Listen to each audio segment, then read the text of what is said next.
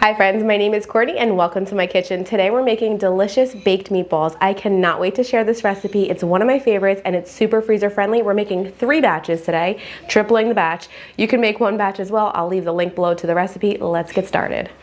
So like I said, I am tripling this recipe. You could use 1 batch or 3 batches like I am and freeze some. What I'm doing is using some panko breadcrumbs. I'm using 1.5 cups, but if you're doing 1 batch, you're gonna do 1/2 cup. So we're just gonna measure that into a large bowl. Then we're gonna use milk. I'm using 3/4 of a cup. You'd use 1/4 cup for 1 batch. Then I'm gonna set this aside and let it hydrate while I prep the onions and garlic. I'm using my mini food chopper. If you saw my video of my favorite kitchen gadgets, you would see this in it, or you could check it out if you missed it. I'm using 1 large onion, and you could use 3 small onions. It only needs 1 small onion per batch, and I am really loading my little mini chopper up, and it can handle it. It is such a little beast of a chopper. I love it. And once that's chopped up, I'm going to actually add more. It doesn't make it soupy. It actually does a really nice mince. And then we're also going to add garlic cloves. I think I added about 12 to this. I used a whole bulb. And then we're just going to mince this until it's like a really nice mince. We don't want it to be a puree, and you will see what I'm talking about. I just take it out and look, it's not soupy, it's nice and minced. So we're gonna add now 6 large eggs. If you're making 1 batch, you're gonna do 2 large eggs, and then we're just gonna keep adding those in. This is all about adding moisture and hydration to this mixture. And you could also add in more herbs if you like than what I use. I like to add in fresh herbs most of the time, but I didn't have any fresh herbs. We're also adding in 1.5 cups of grated Parmesan. If you were making 1 batch, it would be 1/2 cup. Like I said, I usually use fresh herbs, but I had only dry on the hand, so I used fresh parsley usually, but we went ahead and used some dry parsley, some basil, and oregano. And then we're also using 6 teaspoons of kosher salt. I actually measured this out. The other things I did by eye, but with salt, you don't want to add too much.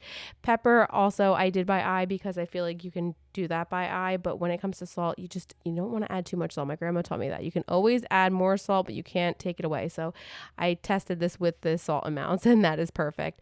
Then we're going to add in our onion mixture. And also, if your Parmesan cheese is really salty, like maybe cut back on the salt, but I think this is perfect with this Parmesan cheese I'm using. Now we're going to add that all together and mix it up. This is our breading mixture, and I'm going to add this to our ground meat. I'm actually using, I think it was like 3 or 4 pounds of ground meat total of the beef, and then 2 pounds of the pork. Usually I do 3 and 3.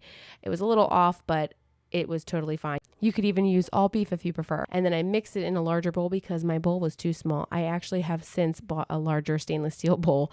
We're going to line a baking sheet with parchment paper or tin foil, whichever you prefer, a medium cookie scoop, and scoop out those meatballs. It may look like this pan is overcrowded, but believe it or not, once you roll these nice and uniformly, it's going to have actually more room instead of less room. So what I like to do is make sure they have enough room so they have airflow and can brown nicely, but I don't want them to have too much airflow that they're just burning on the pan. We're not steaming them either, so we don't want them too close. So I give them enough space, and we have enough room for 2 more rows.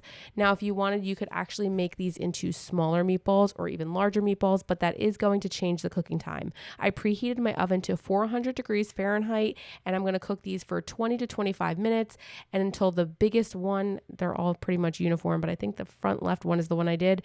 They have to register at 165 degrees internal temperature. That is Fahrenheit. And then once they're done, I like to let them sit for about 10 to 15 minutes so they can cool down. But as you can see, I took this one right off the tray and the juices kind of fell out. That is why you want to let them cool so that juice redistributes, but they are so good. Oh my gosh. So our meatballs are done and ready to enjoy. I paired it with some sauce and a little bit of pasta, or a lot of pasta.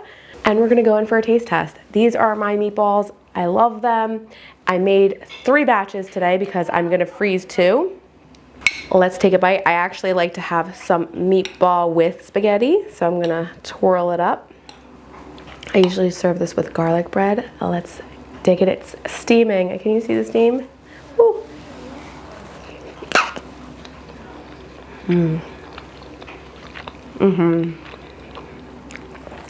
What I love is that I can freeze these. So I made 3 batches. I'm gonna keep the other half of the one batch in the fridge, and then I froze 2 batches. And then you can also do this with like turkey, ground chicken. I love making the combo of beef and pork, but you could also do all beef. And I love that they're baked. So they're gonna cook for 20 to 25 minutes. Once they're done, you can put them in sauce and then just serve them up. They are so flavorful. They're good for meatball subs, they're good with spaghetti, and they're even really good on their own.